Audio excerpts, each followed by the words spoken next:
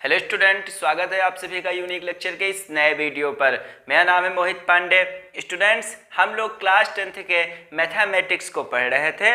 हम लोगों ने चैप्टर 9 पूरा हल कर लिया था। प्रत्येक एक्सरसाइज के हर एक प्रश्न को हमने हल किया था।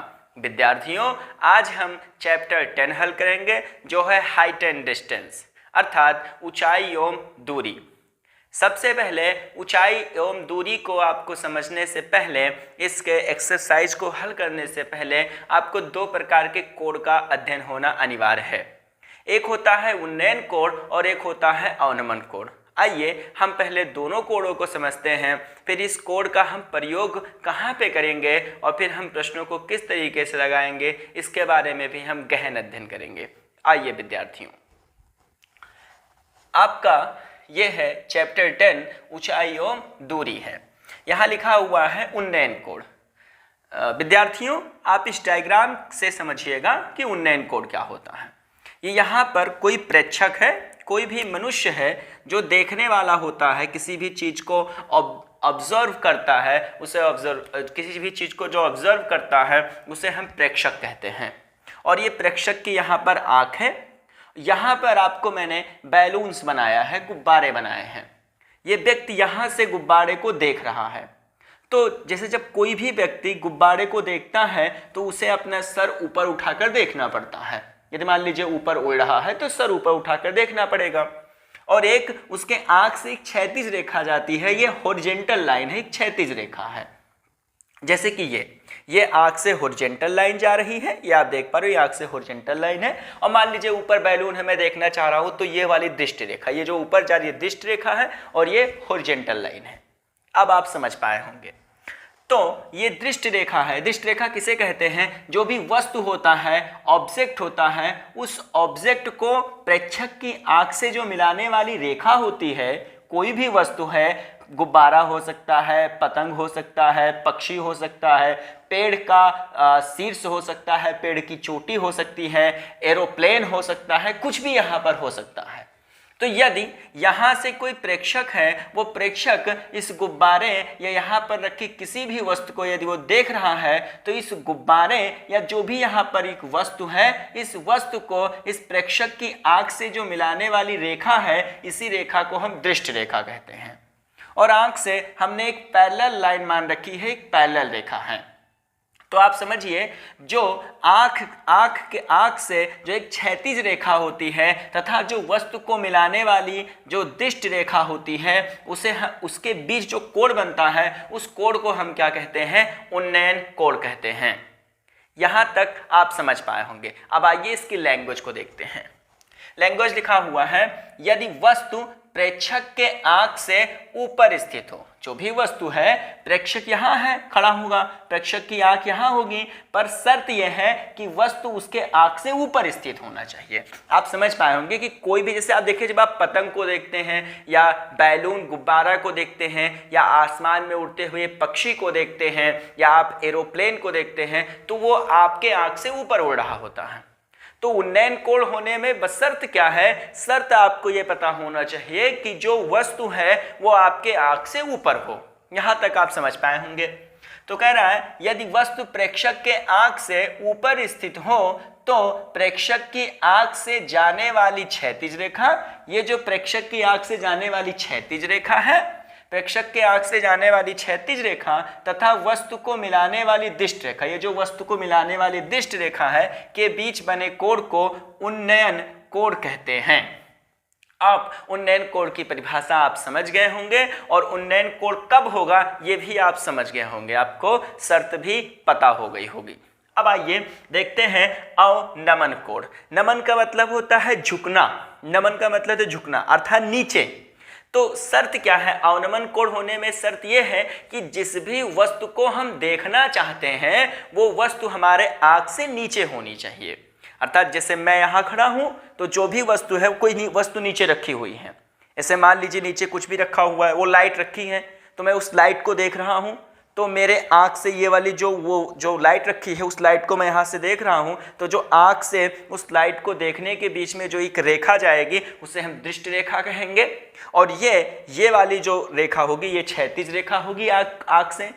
तो ये क्षैतिज रेखा है और ये दृष्टि रेखा है, इनके बीच जो एंगल बन रहा है, जो कोण बन रहा है, इस कोण को हम अवनमन कोण कहते हैं।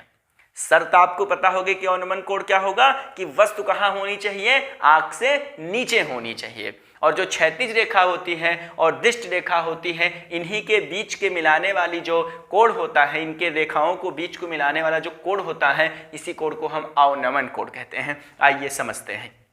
ऐसे यहाँ पर कोई प्रेक्षक है और उस प्रेक्षक की ये दृष्टि है, ये आँख है। यहाँ पर कोई भी वस्तु यानी ऑब्जेक्ट रखा हुआ है। ये व्यक्ति जो प्रेक्षक है, ये इस वस्तु को क्या कर रहा है, देख रहा है, तो अपना सर नीचे करके देखेगा या आँख नीचे करके देखेगा, और ये इस आँख से, इस प्रेक्षक की आँख से क्षैतिज रेखा है, हॉरिजॉन्टल लाइन है। तो जो ये दृष्टि रेखा है, जो वस्तु को आँख से मिलाने वाली रेखा दृष्टि रेखा कहलाती है। जो ये दृष्टि रेखा है और जो ये क्षैतिज रेखा है, इनके बीच जो एंगल बन रहा है, जो कोण बन रहा है, इसी कोण को हम क्या कहते हैं, अवनमन कोण कहते हैं। आइए परिभाषा के माध्यम से समझते हैं। यदि वस्तु प्रेक्षक के आँख से नीचे स्थित हो तो प्रेक्षक के आँख से जाने वाली क्षैतिज रेखा, प्रेक्षक के आंख से जाने वाली क्षैतिज रेखा तथा वस्तु को मिलाने वाली दृष्टि रेखा, वस्तु को मिलाने वाली दृष्टि रेखा दृष्टि रेखा के बीच बने कोण को अवनमन कोण कहते हैं। इनके बीच बना जो ये कोण है, ये कोण क्या कहलाता है, अवनमन कोण कहते हैं। विद्यार्थियों, आशा करते हैं आपको उन्नयन कोण और अवनमन कोण बहुत ही बेहतरीन तरीके से समझ में आया होगा। विद्यार्थियों, आप अपने आसपास की चीजों को एब्जॉर्ब करिए और अवनमन कोण और उन्नयन कोण को उस माध्यम से समझिए। जैसे आप छत पर खड़े हो जाइए और आप छत से नीचे की कोई भी वस्तु है, छत के नीचे जमीन पर कोई भी वस्तु रखी हुई है, जैसे आपके घर में कुछ भी हो सकता है, जैसे मान लीजिए नीचे बाल्टी रखी हुई है या कोई भी चीज रखा हुआ है, आप उसको ऊपर से देखिए।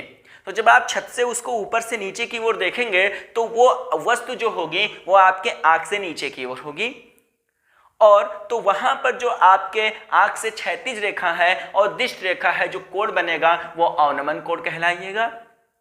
इसी हिसाब से अगर आप अपने आंगन में खड़े होइए, अपने आंगन से आप उड़ते हुए पक्षी को देखिए। मॉर्निंग में तो ऐसा सुबह सुबह देखने को मिलता है, काफ़ी पक्षी चहचहाते हुए आपके आंगन से जाते हैं, आप उस चीज़ को देखिए। जब आप पक्षी को देखेंगे तो पक्षी जो होंगे वो आपके आँख से ऊपर होंगे, वहां पर जो आपके आंख से बना क्षैतिज रेखा होगा और जो दृष्टि रेखा होगा, उनके बीच जो बना कोण होगा वो कोण क्या कहलाएगा, उन्नयन कोण कहलाएगा। विद्यार्थियों, अब आप उन्नयन कोण और अवनमन कोण बहुत ही अच्छे तरीके से समझ पाए होंगे। आइए कुछ प्रश्नों को हल करते हैं। जैसे अभ्यास प्रश्न 10.1 हम लोग को हल करना है, सॉल्व करना है। प्रश्न क्या दिया हुआ है, प्रश्न नंबर 1 है इसका कि जिस समय सूर्य का उन्नयन कोण 45 डिग्री था, अब सूर्य है तो सूर्य ऊपर होगा तो हम देखेंगे तो उसका उन्नयन कोण कितना होगा, 45 डिग्री, मतलब कोई भी होगा, मतलब वो उन्नयन कोण कहलाएगा। यहाँ पे 45 डिग्री दिया है तो 45 डिग्री होगा। 45 डिग्री था तो एक मीनार की परछाई उस मीनार की लंबाई से है। विद्यार्थियों, ये प्रश्न मल्टीपल चॉइस थे, इसमें लिखा था उससे कम है, ज्यादा है, अधिक है, बराबर है, ऐसे कई ऑप्शन करके दिए थे। हमने ऑप्शन नहीं लिखा है, पर प्रश्न को लगाएंगे वहां आएगा, आप अपने बुक में देखकर ऑप्शन को टिक करिएगा। आइए देखते हैं। इस सबसे पहले आपको हाइट एंड डिस्टेंस, ऊंचाई एवं दूरी के प्रश्नों को हल करने के लिए आपको सबसे पहला चीज तो ये जानना होगा कि आपको टैन पता होना चाहिए कि टैन क्या होता है।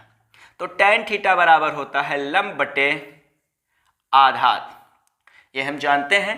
टैन थीटा बराबर क्या होता है, लंब बटे आधार। मैं आपको बताऊं तो लगभग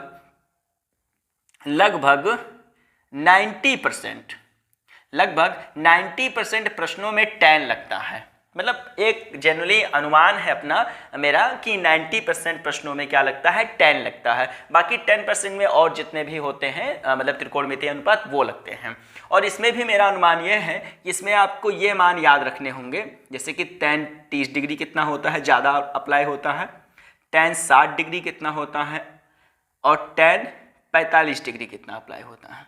तो टैन 30 का मान होता है 1/√3 tan 60 का होता है √3, tan 45 का होता है 1। ये आपके लिए हिंट था कि लगभग 90% प्रश्नों में तो आपको यही मिल जाते हैं। 10% ऐसे प्रश्न होते हैं जिनमें आपको अदर त्रिकोणमितीय अनुपात और अदर एंगल लगाने होते हैं। तो आप ये बात समझ पाए होंगे। अब आइए देखते हैं। और सबसे महत्वपूर्ण बात यह है कि आपको हाइट एंड डिस्टेंस के प्रश्न को लगाने से पहले आप प्रश्न को पढ़िए, एक बार नहीं कई बार पढ़िए। उसके डायग्राम को यदि आप ड्रा कर ले गए, जो भी उसका कह रहा है उसके प्रश्नानुसार यदि आप चित्र को ड्रा कर ले गए, बना ले गए, तो आप उसके प्रश्न को आसानी से हल कर पाएंगे। आइए देखते हैं। कह रहा था जिस समय सूर्य का उन्नयन कोण 45 डिग्री था तो एक मीनार की परछाई उस मीनार की लंबाई से है। पहले हम यहां पर एक मीनार बनाते हैं। ये क्या है विद्यार्थियों? एक मीनार है। यदि मान लीजिए कि यहां पर क्या था, आपका सूर्य था, यहां पर आपका सूर्य था। अब ये बहुत ऊपर है विद्यार्थियों, सिर्फ मैं आपको बनाने के लिए ही ऐसा समझाने के लिए यहां पर बना दे रहा हूं।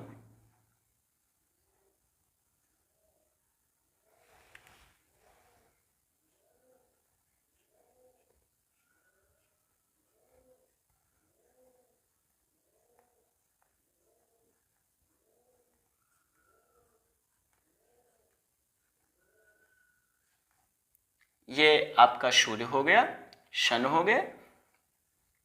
अब आप ध्यान दीजिएगा, तो जब सूर्य यहां पर है और ये आपकी क्या है? मीनार है। ये क्या है? मीनार है।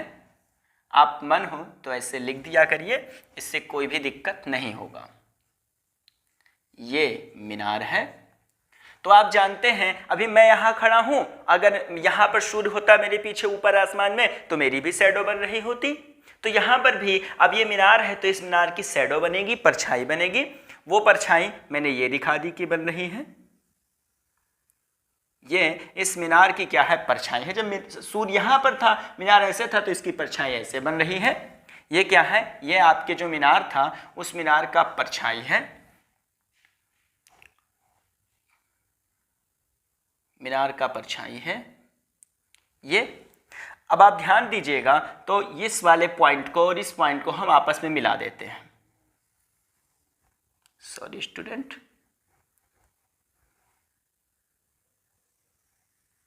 इस पॉइंट को हमने आपस में मिला दिया है। अब आप कह रहा है कि उन्नयन कोण, तो उन्नयन कोण ये बनेगा। यहां से कोई व्यक्ति मान लो देख रहा है, तो ये क्षैतिज रेखा हो गई, हॉरिजॉन्टल लाइन, और ये दृष्टि रेखा हो गई। तो उन्नयन कोण कितना बन रहा था? उन्नयन कोण 45 डिग्री बन रहा था। 45 डिग्री हो गया। हम मान लेंगे कि माना जो मीनार की ऊंचाई है, वो मीनार की ऊंचाई कितनी है? h है, h मीटर है। और ये मीनार की परछाई है, मीनार की परछाई को मान लेंगे x मीटर है। यहां हम मान लेंगे कि माना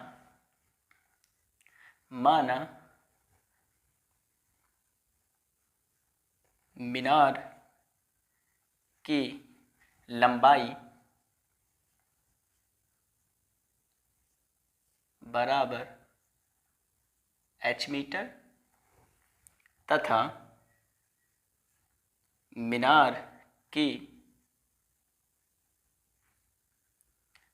परछाई बराबर x मीटर। हम इसको a मान लेंगे, इसको b मान लेंगे और इसको c मान लेंगे। यहाँ पे ये 90 डिग्री शो करेगा।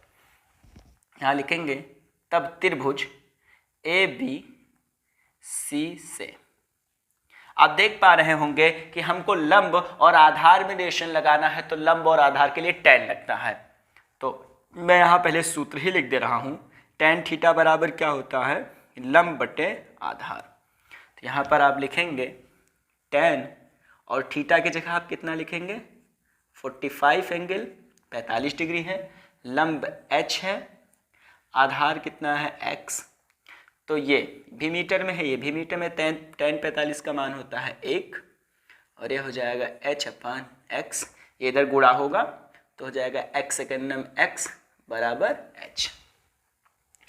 तो यहाँ पे आप h बराबर x भी लिख सकते हैं। तो h आपका क्या है? h आपका है लंबाई, x आपका क्या है? परछाई। तो यहां से कह रहा था कि मीनार की लंबाई, परछाई उस मीनार की लंबाई की से, मतलब मीनार की जो लंबाई है वो से, मतलब परछाई से मीनार की लंबाई क्या है, मीनार की परछाई उस मीनार की लंबाई से। तो जो मीनार की परछाई है उस मीनार की लंबाई की क्या है, बराबर है। तो ऑप्शन में आपको क्या टिक करना पड़ेगा, बराबर। विद्यार्थियों, आशा करते हैं ये प्रश्न आपको बेहतरीन तरीके से समझ में आया होगा और उन्नयन कोड और अवनमन कोड भी आपको समझ में आया होगा। अब आप स्क्रीनशॉट ले लीजिए। अब तो विद्यार्थियों ये प्रश्न आपको बहुत अच्छी तरीके से समझ में आया होगा और आपने स्क्रीनशॉट ले लिया होगा। यह वीडियो बड़ा ना हो इस पर्पज से इसको यहीं रोक दिया जाता है। आगे के वीडियो में आपको 10.1 मतलब एक्सरसाइज के अध्याय के प्रश्नों को आपको देखने को मिलेंगे। विद्यार्थियों, आपसे विनम्र निवेदन है आप इस चैनल को सब्सक्राइब कर लीजिए और वीडियो को लाइक भी किया करिए और कमेंट करना मत भूलिए। धन्यवाद।